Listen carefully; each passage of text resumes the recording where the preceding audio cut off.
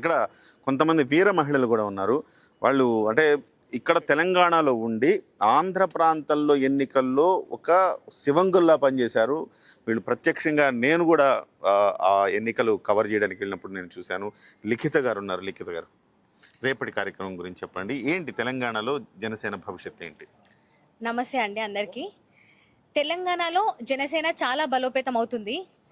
అది మాకు మెల్లమెల్లగా మేము 1 by 1 స్టెప్ చేసుకుందాము అని అనుకుంటే ప్రత్యక్ష పార్టీ వాళ్ళు కానీ, అక్కడ ఆపోజిషన్లో ఉన్న రాజకీయ పార్టీ వాళ్ళు కానీ, లేకపోతే న్యూట్రల్ పర్సన్స్ కానీ, జర్నలిస్టులు కానీ వాళ్ళందరూ కలిసి ఒక కుమ్మక్కయ్యి మేము జనసేన తెలంగాణలో కూడా బలపడుతున్నామని చెప్పి మా పైన కుట్ర చేసి వాళ్ళు ఏదో చేయాలనుకుంటే అది ఇంకొక ఏదో అయింది. అది తెలంగాణలో మాకు బలోపేతం అవడానికి ఇంకా బలాన్ని ఇచ్చింది అది. సో నేను ఒకటే చెప్పదలుచుకున్నాను ఏంటంటే, రాజకీయాల్లో చదువుకున్నోళ్ళు, ఆడవాళ్ళు, ఎడ్యుకేటెడ్ పర్సన్స్ వీళ్ళందరూ రావాలి. అలాంటి వాళ్ళు జనసేనలో ఉన్నారు. ఆంధ్ర తెలంగాణ ఇంకెన్ని రోజులు కొట్లాడతాం ఆంధ్ర తెలంగాణ అని? We want good politics, we want good politicians, we want our society to be better. So దీనికి యూత్ రావాలి, ఆడవాళ్ళు రావాలి. సో ఇలాంటివి ఇప్పుడు ఇది తెలంగాణ ఆంధ్ర అని చెప్పి జనాలను రెచ్చగొట్టి చేస్తే ఫూలిష్ పీపుల్ ఎవరు లేరు ఇక్కడ. అందరు చదువుకున్న వాళ్ళు ఉన్నారు. జనసేన తెలంగాణలో బలోపేతం అవుతుంది. తెలంగాణలోనే కాదు, కర్ణాటక, కేరళ, తమిళనాడు అన్ని ప్లేసెస్లో బలంగా పోటీ చేస్తాము. అన్ని ప్లేసెస్లో బలంగా నుంచి ఉంటాము. కొత్త తర రాజకీయాలు అనేవి జనసేన నుంచి మొదలు పెడతాము. ఇప్పుడు మేము పవన్ కళ్యాణ్ గారిని తెలంగాణకి రానివ్వమని మాట్లాడుతున్నారు. ఒక్కసారి పవన్ కళ్యాణ్ గారిని నల్గొండలో ఆపితేనే Pawan Kalyan sir deputy CM అయి కూర్చున్నారు. ఇక్కడ తెలంగాణ ఆపితే తెలంగాణ ప్రజలు ప్రాంతీయంకి ఎంతైతే మేము పోరాడతాము, లేకపోతే తెలంగాణ అనేది మాకు ఎంత ప్రేమ ఉంటుందో, పవన్ కళ్యాణ్ సార్ని ఆపితే ఇంకా దానికి మించి పోరాటం చేస్తాం. మేము సరే చెప్పారు, నేను ఇక్కడ పోటీ చేయను, కాకపోతే తెలంగాణ బిడ్డల్ని నేను పోటీ చేపిస్తానని. కవితక్క వచ్చి మాట్లాడుతుంది, ఏది నేను బంగారు తెలంగాణ తెచ్చాను, నేను బంగారు బిడ్డ. అక్క, నువ్వు ఒక్కదాన్ని తెలంగాణలో బుట్టలే, మేమందరం కూడా తెలంగాణ ఆడబిడ్డలే, మేమందరం కూడా బతుకమ్మలు చేస్తాము, మేమందరం కూడా చేస్తాం. జనసేన రాజకీయాలు తెలంగాణలో బలోపేతం అవుతాయి. మేమే మీకు సాటి, మేమే మీకు పోటీ, మేమే గెలిచి చూపిస్తాము. నువ్వు నీ సొంత నియోజకవర్గంలో ఓడిపోయావు, అది నీకు సిగ్గుచేటు. నువ్వు ఒక కేసీఆర్ సీఎం కూతురిగా నువ్వు ఓడిపోయావు, కానీ మేము ఒక కామన్ ఆడదానిగా చెప్తున్నాను, మేము రేపొద్దున అసెంబ్లీలో కూర్చుని సాధిస్తాము.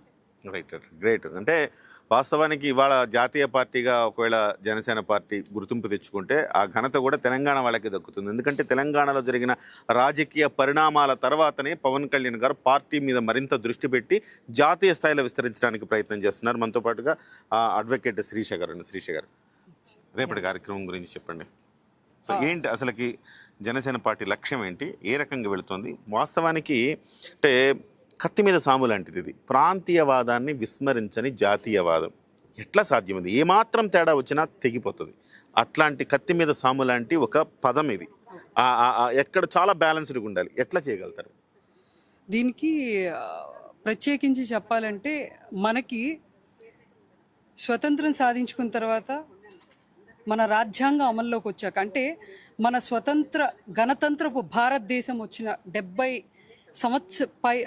సంవత్సరాల పైచిలుకు స్వతంత్రపు గణతంత్ర భారతదేశంలో ఈ రోజు దాకా రాజకీయ వ్యవస్థలన్నీ కూడా ఓటు కోసం కులాన్ని, గెలుపు కోసం ప్రాంతాన్ని, అవసరం కోసం మతాన్ని వాడుకున్నటువంటి రాజకీయ వ్యవస్థలు, పరిస్థితులు ఉన్నటువంటి రోజులు చూస్తున్నాం మనం.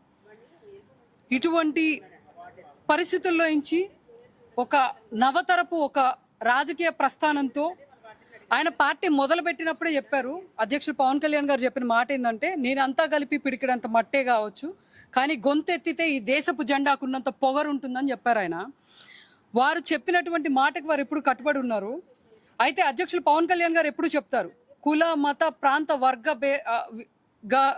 మత ప్రాంత వర్గాలుగా విభజించి దయచేసి ఆయన్ని ఎప్పుడు విభజించి విడదీసి చూడొద్దు అనేది ఆయన ఎప్పుడు తెలియపరుస్తున్న విషయమే.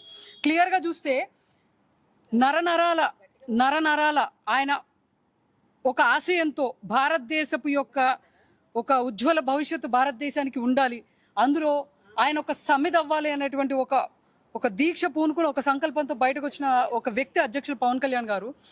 వారి ఆశయం చిన్నగా మొదలుపెట్టిన మా జనసేన పార్టీ ఈ రోజున 12 సంవత్సరాలు అంటే పుష్కర కాలం పూర్తి చేసుకుంది. ఈ రోజున జనసేన పార్టీ తెలంగాణ రాష్ట్రంలో ఒక నవాటల్లో, అంటే ఒక గల్లీలో, ఒక రకంగా చెప్పాలంటే మొదలుపెట్టినటువంటి ఒక ప్రాంతీయ పార్టీగా మొదలుపెట్టినటువంటి ఒక జనసేన ఈ రోజున మీరు చూస్తే 12 సంవత్సరాలు అంటే పుష్కర కాలం తర్వాత ఢిల్లీ గడ్డపైన ఒక జాతీయవాదంతో, అంటే పవన్ కళ్యాణ్ గారు పార్టీ మొదలుపెట్టినప్పుడే చెప్పారు, మా యొక్క 7 సిద్ధాంతాల్లో ప్రథమంగా కులాల్ని కలిపే ఆలోచన విధానం, ముఖ్యంగా ఇందాక మీరు చెప్పినట్టు ప్రాంతీయతను విస్మరించని జాతీయవాదం, భాషల్ని గౌరవించే సాంప్రదాయం. దీన్ని వారు ఎప్పుడు అంటే ఒక వ్యక్తి యొక్క ఆలోచన ఎలా ఉంటుందంటే ఈ దేశ భవిష్యత్తుకి పునాది వేసే విధంగా ఉంటుంది. రేపు ఇక్కడ ఈ ఢిల్లీ గడ్డ మీద అంటే మనం రీసెంట్గా చూసుకుంటే కూడా మనకి కాశ్మీర్లో ఇష్యూ అయినప్పుడు కానివ్వండి, ఆపరేషన్ సింధూర్ అప్పుడు కానివ్వండి, అధ్యక్షుడు వారు ఒకటే చెప్పారు, నీకు ఒక వ్యక్తితో కానీ ఒక వ్యవస్థతో కానీ ఒక రాజకీయ పరిస్థితులతో పార్టీతో సమస్య ఉన్నప్పుడు నువ్వు ప్రశ్నించు తప్పులేదు, కానీ నీ దేశం మీద ఎవరైనా దండెత్తినప్పుడు, నీ దేశాన్ని ఎవరైనా మాట్లాడినప్పుడు అందరము ఒకటే గలమై మాట్లాడాలి, ప్రతి ఒక్కరు గొంతులు ఇప్పాలని రీసెంట్గా కూడా ఆయన చెప్పడం జరిగింది. రేపు ఇక్కడ ప్రత్యేకించి ఢిల్లీ గడ్డపైన జనసేన పార్టీ జాతీయవాదంతో వినిపించనున్న గలం ఏదైతే ఉందో ఖచ్చితంగా రానున్న 20 సంవత్సరాలు 25 సంవత్సరాల్లో దేశ రాజకీయాల్లో కీలక మార్పును తీసుకురాబోతున్నటువంటి వ్యక్తి అధ్యక్షులు పవన్ కళ్యాణ్ గారు. ఒక పార్టీ, జనసేన పార్టీ ఒక క్లియర్ అజెండాతో రేపు దేశ రాజధానిలో ఈ భారతదేశపు మెయిన్గా ఈ భారతదేశాన్ని మనం ఎక్కడైతే పరిపాలించుకునేటువంటి స్థలం నుంచి ఈ ఢిల్లీ గడ్డ నుంచి వారి గలాన్ని వినిపించబోతున్నారు. జనసేన పార్టీ రానున్న రోజుల్లో ఈ దేశానికి వెన్నుముక్క అవ్వబోతుంది. ఈరోజు ఏదైతే మీరు అడిగిన ప్రశ్న ఉందో, ఈ యొక్క ప్రాంతీయవాదం అనేది మితిమీరిన ప్రాంతీయవాదం. పవన్ కళ్యాణ్ గారు గతంలో ప్రెస్ మీట్లో మాట్లాడుతూ కూడా ప్రాంతీయవాదాన్ని ఎక్కడ కూడా కించపరిచే విధంగా మాట్లాడలేదు. ఏదైతే తను మాట్లాడింది ఏదైతే ఉన్నదో మితిమీరిన ప్రాంతీయవాదం అనేది దేశ సమగ్రతకు దెబ్బతీస్తుంది అనే అంశాన్ని మాట్లాడటం జరిగింది. ఈ రోజున భారతదేశంలో ఎక్కడో వేరే దేశాల నుండి వచ్చిన వాళ్ళు ఇక్కడ నివసిస్తే వాళ్ళకి ఇది ఇస్తున్నాం, దేశ పౌరుడిగా గుర్తింపుని ఇస్తున్నాం కొన్ని సంవత్సరాలు నివసిస్తే. అటువంటిది ఈ దేశంలో ఈ ప్రాంతంలో ఆ రాష్ట్రంలో పుట్టిన వ్యక్తి ఆ పక్క రాష్ట్రానికి వెళ్ళి తన యొక్క ఆశల్ని ఆలోచనల్ని దాదాపు 75% తన జీవితాన్ని తెలంగాణలో గడిపారు ఆయన. అవును, తెలంగాణలో గడిపారు. తెలంగాణలో ఉన్న అనేకమైన అంశాల మీద ఆయన మాట్లాడారు. అనేకమైన అంశాలకి ఏదైతే బాధలు కష్టాలు తెలంగాణ ఎదుర్కొన్నప్పుడు ఆయన నిలబడి దానికి ఆర్థిక సహాయంగాను అంగబలంగాను నిలబడ్డ వ్యక్తి పవన్ కళ్యాణ్ గారు.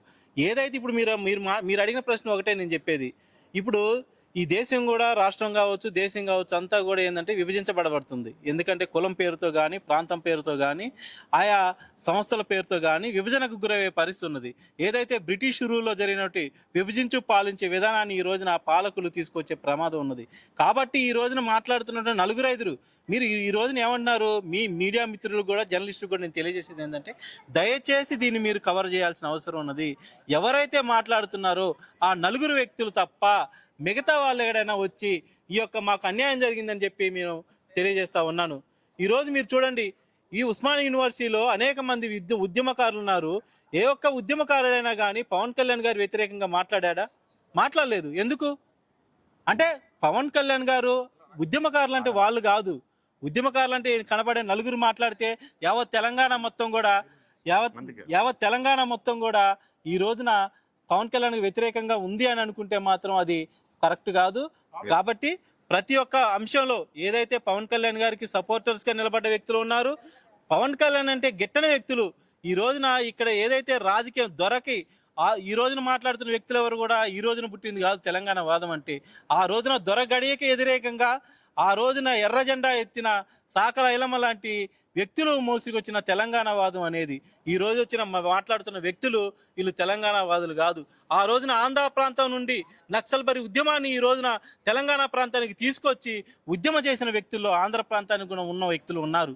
అంటే ఆ రోజున ఏదైతే దగాబడ్డ దొరల తెలంగాణకు వ్యతిరేకంగా కొట్లాడి ఈ రోజున ఆ యొక్క సామాజిక తెలంగాణ వైపు ముందడుగులు వేశారు. అదేవిధంగా జనసేన పార్టీ కూడా కొట్లాడి తెచ్చుకున్న తెలంగాణలో దగాపడ్డ ఉద్యమకారులు ఎంతమంది ఉన్నారు, అనేక మంది ఉన్నారు. వాళ్ళందరికీ కూడా ఒక ఆలోచనపరమైనటువంటి విధానపరమైన అవకాశాలు కల్పించి వారు కోరుకున్న తెలంగాణ ఏదైతుందో వాళ్ళే సాధించుకోవాలి. మేము కొట్లాడి తెచ్చుకున్న పరిపాలనలో మేము పాలకులుగా ఉండాలనే ఉద్దేశంతో పవన్ కళ్యాణ్ గారు ఈ రోజున తెలంగాణ ప్రాంతానికి వస్తే దాన్ని ప్రాంతీయవాదంగా కులవాదంగా చిత్రీకరిస్తున్నారు. దయచేసి మీడియా మిత్రులు నేను చెప్పేది ఒకటే, దీన్ని మీరు ఎవరైతే వక్రీకరిస్తున్నారో వాళ్ళందరూ కూడా తెలియజేయండి.